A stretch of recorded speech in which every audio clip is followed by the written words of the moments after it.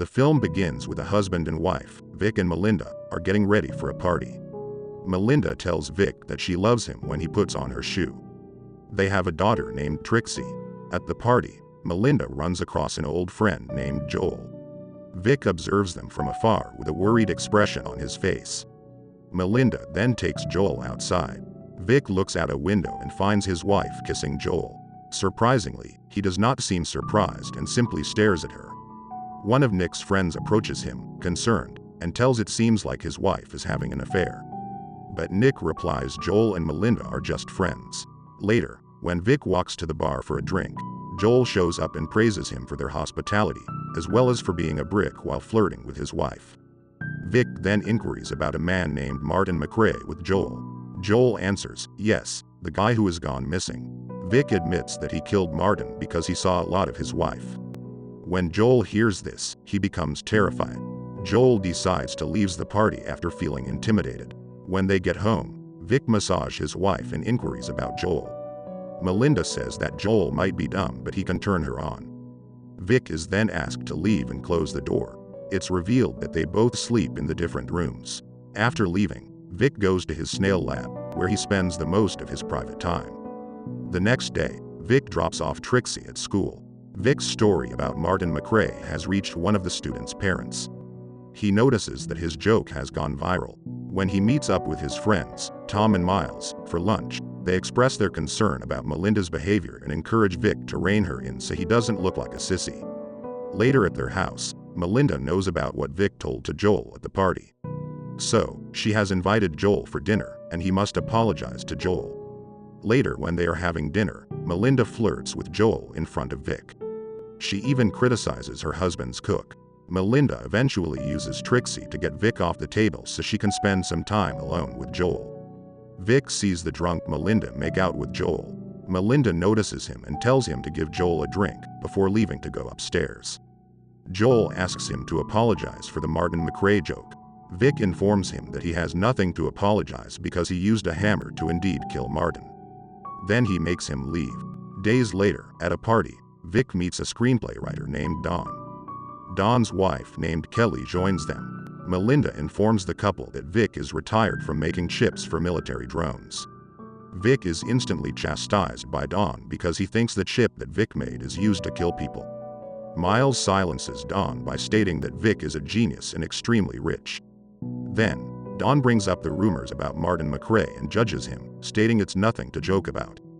As the party continues, Vic dances with Kelly. Melinda just watches, feels jealous, and she hides it with her chuckle. On their way home, Melinda confronts Vic about Kelly by asking him, "Do you want to sleep with her?" Vic attempts to keep his calm. Melinda reminds him that he belongs to her by sucks his wiener. As soon as they arrive, they have a passionate making love in bed. The next day, when they are watching Trixie play soccer, Vic gets a call from the bank concerning Melinda's bounced check.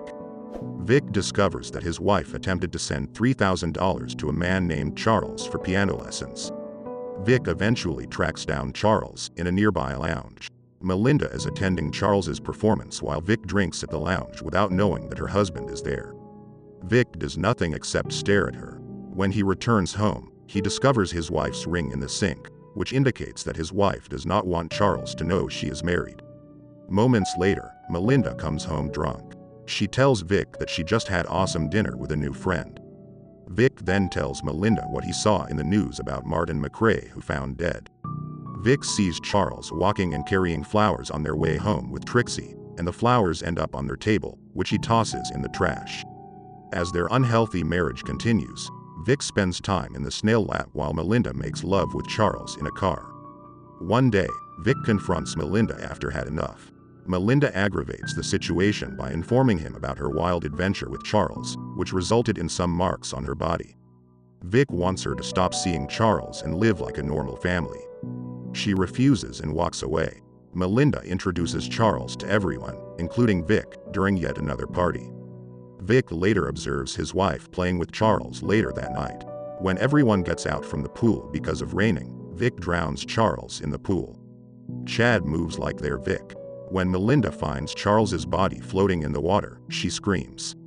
Later, the police arrive to investigate. Melinda doesn't hesitate, saying that Vic killed Charles. Vic's friends, on the other hand, do not accept it and believe Melinda is shocked. One night, Vic inquires for a divorce, but Melinda appears to be against it. He then inquired as to why she isn't terrified of him, despite the fact that she believes he murdered Charles. Melinda claims she isn't afraid because she's the reason he kills. Vic takes Dawn to his snail's lab. He requests that Dawn stop spreading rumor that he killed Charles. Dawn, on the other hand, challenges Vic to undergo a lie detector exam, which he agrees to. One day, Vic notices Melinda eating lunch with another man. He joins them and begins asking the man, who turns out to be a private investigator. He then goes straight to Dawn's house and shows him a bank record for a large transfer from Melinda to Dawn for hiring a private investigator. Again, Vic sees Melinda with another man named Tony. Melinda quickly invites Tony to their house. Melinda, as usual, does not hide her desire for Tony in front of Vic. Later, Melinda teases Tony about going to the attic with her. Nick just stares at her as they start making out. Stay away from women like this kid. One day, Vic picks up Tony and tells him he's going to meet up with Melinda to look at a property they want to buy. When they arrive at the location, Vic tosses a stone, causing him to fall, then breaking his neck. Vic then drags his body, put an amount of stone, and abandons it in a river to drown. One day, they enjoy a picnic at the location where Tony's body is. Trixie enjoys playing along the river. Vic swiftly instructs her to return to her mother. Surprisingly, he notices Tony's body partially emerging from the water. At night, Vic asks Melinda if she has heard from Tony. She informs him that she hasn't heard from Tony in quite some time. Melinda then hugs her husband and requests that he sleep in her room. Vic finally receives a genuine love from Melinda. You know what happens next, kid. Vic returns the next day to dispose Tony's body properly. Unfortunately for him, Dawn catches him in the act and drives away in his car. Vic chases him on his bike. Meanwhile, Melinda searches for Vic in his snail lab. She discovers Tony's wallet inside one of his terrariums. Dawn texts his wife to inform her of the situation. However, he drops his phone since he isn't very adept at multitasking.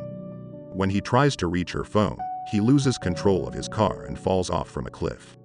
He dies instantly. Vic, who has escaped the situation, returns home on his bike. Melinda smiles as she waits for him at the stairs. He inquires as to what is wrong, but she answers nothing. She then claims to have seen Tony and goes inside the house. It turns out, Melinda burned Tony's wallet and chose to save his husband, whom she transformed into a psychopath.